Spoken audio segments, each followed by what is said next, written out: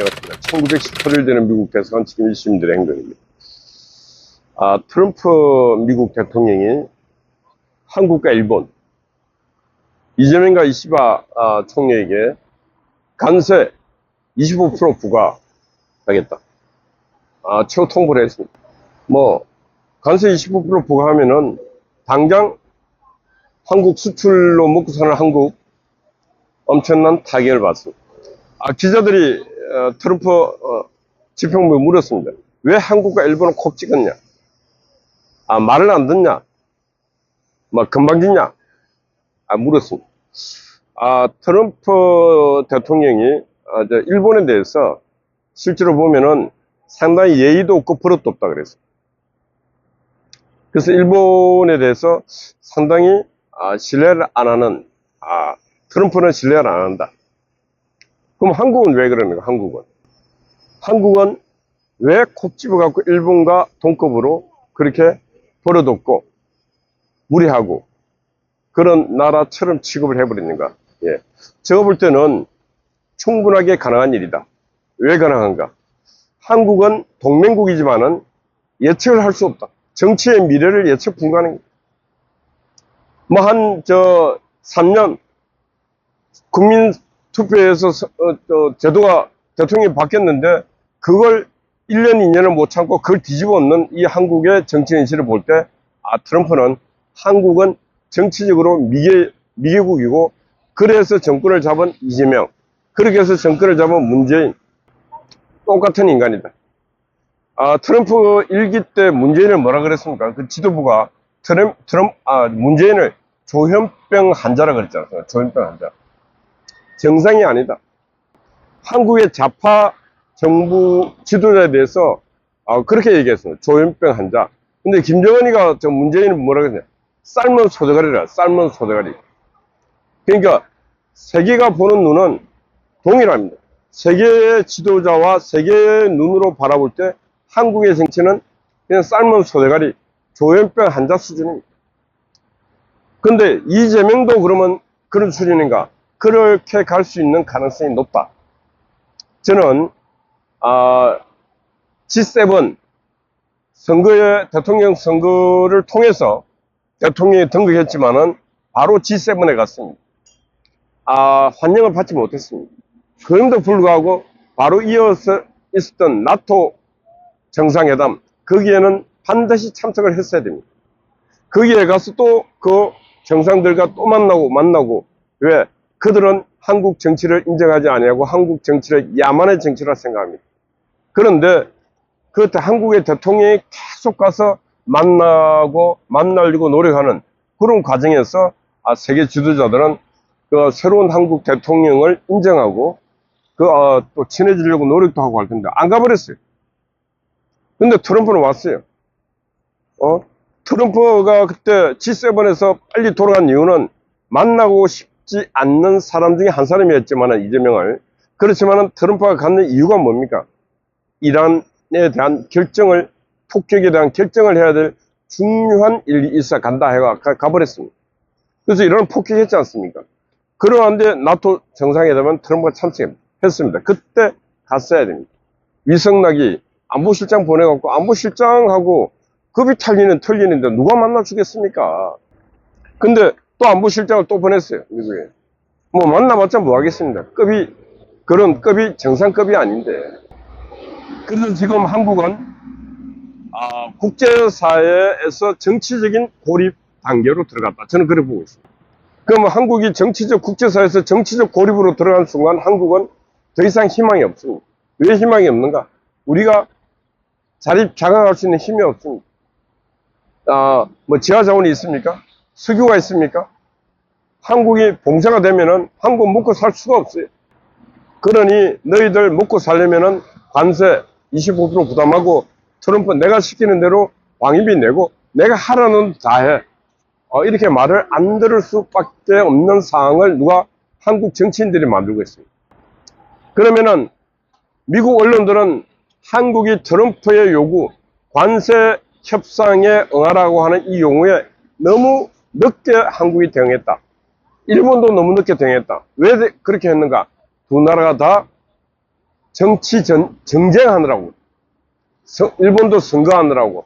한국도 윤석열 탄핵, 계엄, 탄핵, 그 다음에 구속, 그러고 난데 선거 등등 하느라고 지금 전 세계가 어떻게 돌아가고 있는 이 급박하게 돌아가는 와중에 한국에 정치하는 놈들, 연들, 진짜 국민들한테 연놈이라고 소리 들어도 쌉니다. 그 놈들은 당쟁하느라고, 당쟁하느라고 세계 질서가 어떻게 변화되고 있고 트럼프의 압력이 어떻게 우리의 목숨들을 조이고 있는가, 이런 관심이 없습니다. 그러고 난데 마침 어제 25% 관세 통보를 받았어요.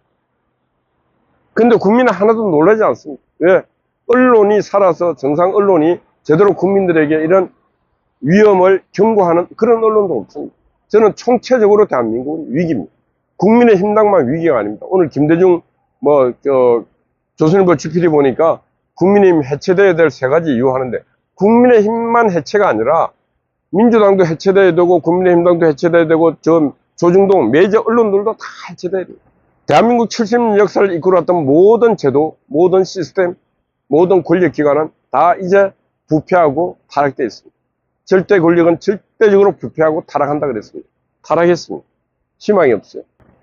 이 상황에서 저는 이재명 정부, 이재명 대통령이 처음 출발해서 난 그래도 그럼에도 불구하고 잘 하기를 바랬습니다. 근데 하는 짓들을 보니까 잘할 가능성은 애시당초 틀려가고 있습니다. 인간 같지 않은 인간들, 도덕적으로 타락된 인간들, 그런 인간도 특히 미국이 패권을 잡아서 세계 질서를 잡아가는데 반미했던 인간들, 그런 인간들을 총리로, 그런 인간들을 당대표로, 그래 온몸으로 평생을 반미했던 놈들이 지금 트럼프 시대에 친미하겠습니다. 그게 말이 됩니까? 미국이라는 나라, 선진국은 신뢰를 제일 중시하고 살아간다는, 돈보다 신뢰, 서로의 그 기나긴 날의 신뢰관계, 그거는 미국뿐만 아니라 모든 인간들의 삶이 신뢰의 삶이, 신뢰. 믿고 믿음을 줬는가, 그 기나긴 날 믿음을 줬는가, 그래서 너는 나의 친구다. 믿음 관계도 없고 신뢰 관계도 없는 인간들에게 친구는 의미가 없잖아요. 한국에서 우파 정부가 들었으면 미국과 신뢰관계 생깁니다. 좌파 정부가 들었으면 미국과 신뢰관계가 안 생깁니다. 왜? 미국이 그들을 신뢰하지 않습니다. 왜? 평생을 반미했던 놈들에게 미국이라는 나라가 무슨 놈의 그들을 신뢰하겠습니까? 미국을 우습게 보면 안 되는 것입니다. 근데 좌파했던 놈들은 세상을 우습게 봅니다. 신의 존재를 부정합니다. 그래서 지금 저는 이재명 정부가 위험한 게 아니라 한국이 통째로 위험하다. 자, 그럼 어떻게 해야 되는가? 그러면은 이재명의 살 길은 계속 지금 정치 독재할 게 아니라 빨리 손을 펼쳐서 통합, 민주당, 국민의힘당이 썩어 있지만 협치, 이런 관계를 가면서 지금 미국에 가서 많이 반한 활동, 반정부, 이재명 활동을 하고 있는 많은 분들에게 국가를 위해서 좀 이렇게 협의할 건 좀 협의도 해주시고, 저희들이 비판받고 비난받더라도 국내에서 비판과 비난받을 수 있도록 좀 해주십시오 하고, 이렇게 뭐 고개도 숙이고 외교도 해야 되는데 막 힘을 갖고 그냥 막 갖고 있습니다. 그러니까 칼로 이랬으니까 칼로 망하고, 그 정치 브레이크, 통제되지 않는 권력은 반드시 망합니다. 빨리 망합니다. 근데 제가 볼 때 이재명의 권력은 빨리 망할 것 같아요. 왜? 절제가 통제가 되지 않고 있습니다. 그리고 미국이 지금 한국에 25% 관세, 그리고 뭐 어제인가 삼성전자의 또 어떤 실적 발표, 뭐 총 영업이익이 4조. 근데 지난 분기 반토막이랍니다. 이제 반도체를 먹고 살았던 이 나라도 희망이 없습니다. 그럼 뭐가 있습니까? 아무것도 없잖아요. 반도체 무너지고, 반도체가 무너지면 한국의 제조업은 더 이상 희망이 없지 않습니다. 희망 있게 만든 자들이 바로 정치하는 자들인데, 자, 그러면 이 정치 권력이 지금 이렇게 계속 가는데 계속 갈 것인가? 제가 볼 때 반드시 국민이 잃었습니다. 다음 국민이 잃었을 때는 5.18, 4.19, 5.18보다 더 큰 무서운 폭력이 이 땅을 한 번은 휩쓸고 갈 것 같다. 그런 생각이 듭니다. 왜? 역사는 바로 돌순환하고 있기 때문입니다. 그래서 이런 불행을 막기 위해서라도 이재명 정부는 지금부터라도 초심이 아니고 원심으로 돌아갔어. 인간의 본성과 도덕성, 이런 게 집중하고 도덕적으로 해이한 자, 지금 반미한 자, 이런 자들을 좀 시기하고 세계 국제 정세의 질서와 세계 패권의 질서 이런 걸 보면서 능동적인 외교를 할 수 있는 자, 평생을 진심으로 살아왔던 자, 그런 자들을, 그런 분들을 중용해서 써야 된다. 왜? 인간이 생각하는 것과 얼굴에 위장하는 것, 이런 것들은 머릿속에 생각하는 것들은 밖으로 어떤 모습이든 밖으로 표현합니다. 반미했던 놈들이 미국 사람 만나갖고 야 오늘부터 잘 지내자. 그 말 속에 바디랭귀지 속에 이미 너는 반미했는 놈이야 하고 다 나타납니다. 그러니까 제발 위장한 삶은 가짜 삶 그런 거 삶은 살아서는 안 된다. 그래서 이재명의 과거의 삶이 부패하고 타락했고 범죄자의 삶이라 할지라도 정치적으로 대통령 된 이 순간에 제가 늘 말하지만 도덕적 삶을 추구하라. 국민에게도 얘기를 해라. 난 앞으로 누구보다도 도덕적 삶을 살겠다. 그런 얘기를 하라. 그래야 전 세계 정치 지도자들도 한국의 이재명 대통령에 대해서 신뢰를 가지게 될 것이다.